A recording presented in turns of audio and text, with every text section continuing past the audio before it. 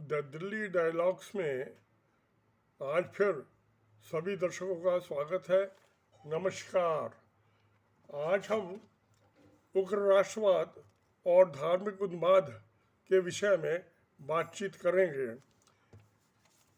इस देश में के मौजूदा काल में यह बात लगभग 100 साल पुरानी है, जब कि प्रथम विश्व युद्ध में लड़ाई के बाद इंग्लैंड की ताकत आर्थिक बहुत कमज़ोर हो गई थी और उसके बाद उसने उसके लिए अपनी कॉलोनियों को, उपनिवेशों को संभालना बहुत मुश्किल होता जा रहा था। उस हालत में कांग्रेस पार्टी की स्थापना की हुई और लगभग 1920 में, जबकि लोकमान्य तिलक और बाल गंगाधर गोखले कांग्रेस पार्टी के सर्वोच्च नेता थे, तो महात्मा गांधी साउथ अफ्रीका से भारत आए और उन्होंने इन पुराने नेताओं को पीछे पिछाड़ने के लिए एक नई तरकीब निकाली और वो थी मुस्लिम अपीजमेंट, मुस्लिमों का तुष्टीकरण। इस नीति के अनुसार, क्योंकि लोकमान्य तिलक और बाल गंगाधर के ज़माने में केवल हिंदू ही कांग्रेस पार्टी से जुड़े हुए थे, तो उनको अपना कांग्रेस पार्टी में बहुमत बनाने के लिए महात्मा गांधी ने खिलाफत आंदोलन चालू किया, जिससे कि मुसलमान भी इस आंदोलन में शामिल हो सकें। खिलाफत आंदोलन जो था वो तुर्की में जो खलीफा थे वहाँ के, वो जनता में बहुत अनपॉपुलर थे, बदनाम थे, इसलिए अंग्रेज़ों ने उन्हें हटा दिया था। तो इस मामले से, तुर्की के मामले से हिंदुस्तान के मुसलमानों को या हिंदुओं को कोई लेना देना नहीं था। मगर महात्मा गांधी ने धार्मिक मामले को लेकर राजनीति में ले आए, जिससे कि पुराने जमी जमाए नेताओं की नींव उखाड़ सकें। और इस तरह से मुसलमानों का समर्थन मिलने से और हिंदुओं का समर्थन मिलने से महात्मा गांधी कांग्रेस के सबसे बड़े नेता बन गए और ये नीति चलती रही। इसी टाइम में भारत में राम राज्य परिषद नाम की एक पार्टी होती थी, जिसका चुनाव चिन्ह होता था तीर कमान।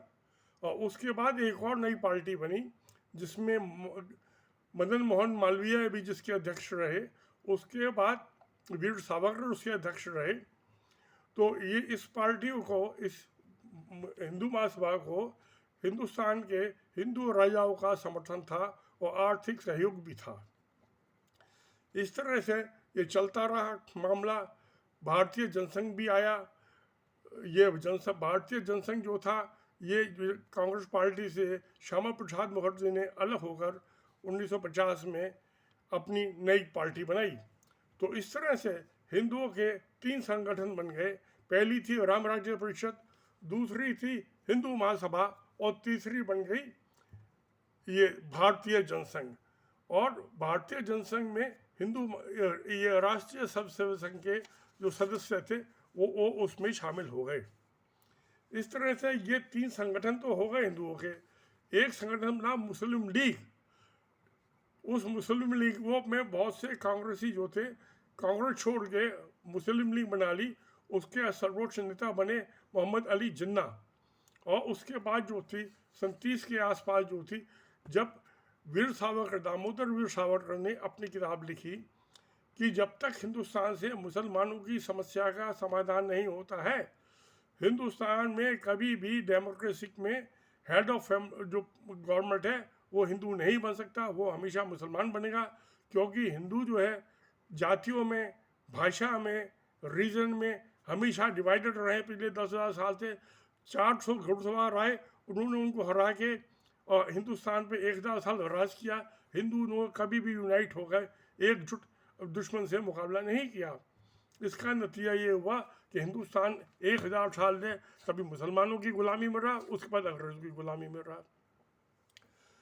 तो इसका समाधान पहले समस्या का निकालना होगा आज़ादी होने से पहले।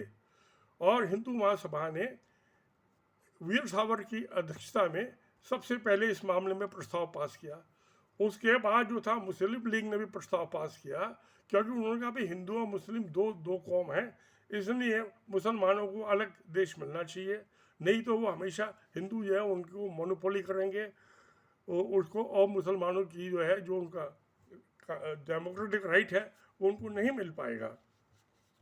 इस तरह से चलता रहा।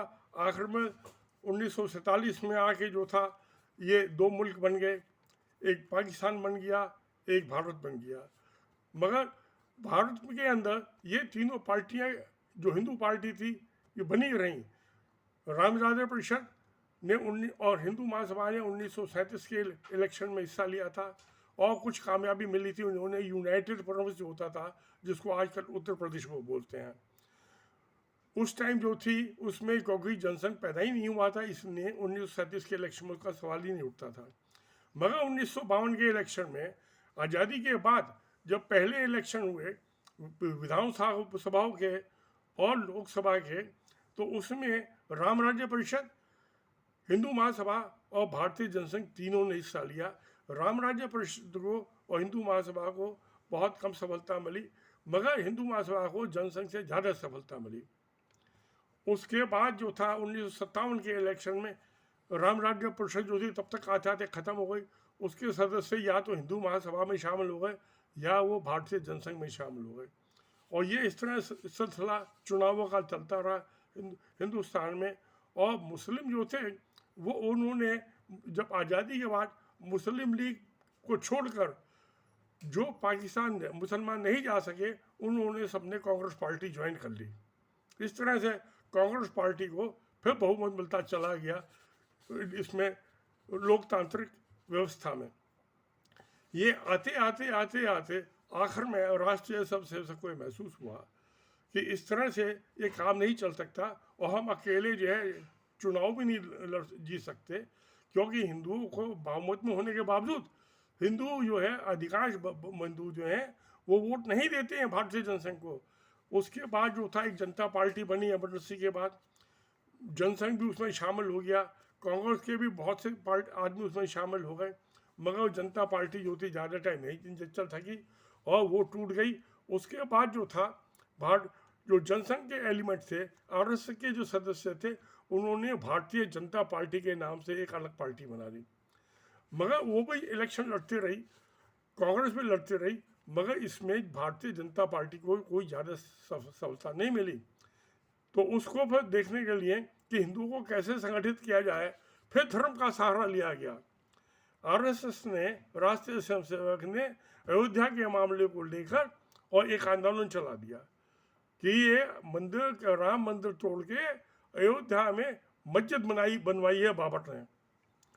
वो चला, 20 साल की तकरीबन चलता रहा मामला, और उसका नतीजा भी निकला कि उसके जो है भारतीय जनता पार्टी को काफ़ी बड़ा बहुमत मिला, मगर पूर्ण बहुमत नहीं मिला। अटल बिहारी वाजपेयी ने काम किया था, अडवाणी जी ने, लाल कृष्ण अडवाणी जी ने भाग दौड़ यथ यात्रा, मगर जो प्रधानमंत्री बने ये अटल बिहारी वाजपेयी बने, उन्होंने दूसरी पार्टी के साथ मिलके अपनी सरकार बनाई। तो वो भी पार्टी वो पूरे 5 साल चली, मगर फिर आरएसएस ने देखा और 2004 में फिर कांग्रेस पार्टी वापस आ गई। वाजपेयी की सरकार जो थी वो दोबारा बहुमत में नहीं आ पाई, और 10 साल जो है डॉक्टर मनमोहन सिंह की सरकार चली, जो कांग्रेस का पार्टी जो सबसे बड़ी पार्टी थी, और दूसरे सहयोगी दलों के साथ। फिर आरएसएस ने महसूस किया कि इस तरह से फिर काम नहीं चलने वाला।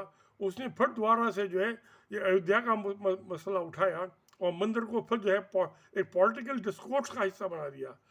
तो जब धर्म को, धार्मिक भावनाओं को भड़का कर उसको पॉलिटिकल संवाद का हिस्सा बना दिया गया, तो उससे क्या नतीजा निकला कि भारतीय जनता पार्टी को फिर पूर्ण बहुमत की सरकार मिल गई, और नरेंद्र मोदी, दामोदर दास मोदी जो है वो बहुमत वाली सरकार के प्रधानमंत्री बन गए।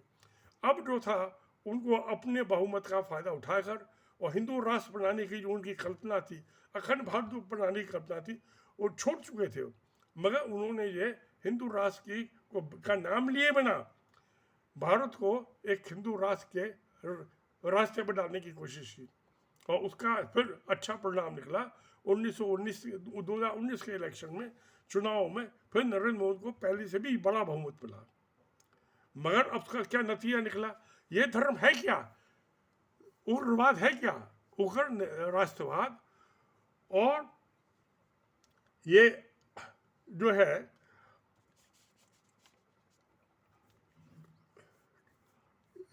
जो धार्मिक उन्माद है, धार्मिक उन्माद है कि भावनाओं को भड़का के अकल तो पीछे छोड़ दो और दंगे फसाद की राजनीति पे आ जाओ। अब जब वो आ गए तो दोबारा फिर इसको उसका नतीजा कि भारतीय जनता पार्टी को 2 दफे पूर्ण सरकार बहुमत की सरकार बनाने में मिला। अब जो राष्ट्रीय स्वयंसेवक को महसूस हुआ कि ये धार्मिक उन्माद का रास्ता छोड़ना पड़ेगा। क्यों? कि इससे दंगे फसादी होने, जहाँ अशांति होती है, दंगे फसाद होते हैं, वो कोई भी समाज, कोई भी देश जो है तरक्की नहीं कर सकता। उसके लिए पहली ज़रूरत है कि समाज में और देश में शांति व्यवस्था हो। अब इसलिए उन्होंने फिर दोबारा एक और नया पैतरा निकाला। क्यों? कि ये कोई किसी की मोनोपोली नहीं है, किसी की हेजमनी नहीं है कि धर्म के ऊपर रहेगा। धर्म जो है सबका, मैं भी अपना अलग संगठन बना सकता हूँ। जैसे रामचंद्र परिषद थी, हिंदू महासभा थी, भारतीय जनता पार्टी बनी, जनसंघ बनी, फिर भारतीय जनता पार्टी बनी। अब दोबारा से जो हिंदू महासभा है वो फिर ऊपर उठने लगी है। पहले तो बिल्कुल दब गई थी 57 के इलेक्शन के बाद। मगर क्यों उठने लगी? क्योंकि जब आरएसएस ने, राष्ट्रीय स्वयंसेवक ने अपना रास्ता बदलने की कोशिश की तो कभी भी वैक्यूम नहीं रहता है, चाहे वो पॉलिटिक्स हो, चाहे में धार्मिक मामला हो।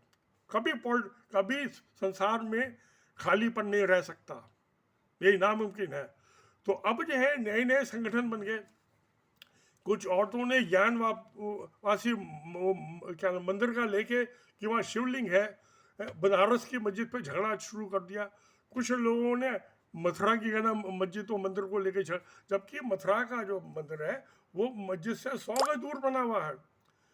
और मैं जो था सन 1957 में 1958 मथुरा था और मैं वहाँ बहुत जाकर रहता था।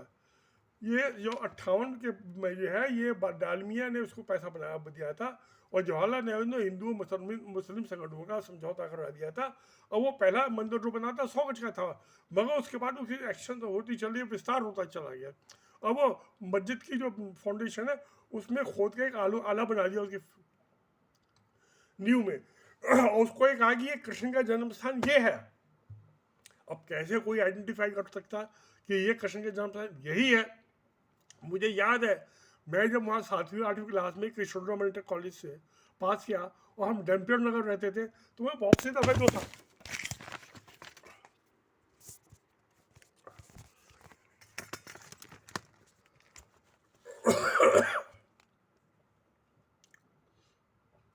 तो मैं बहुत सी दफे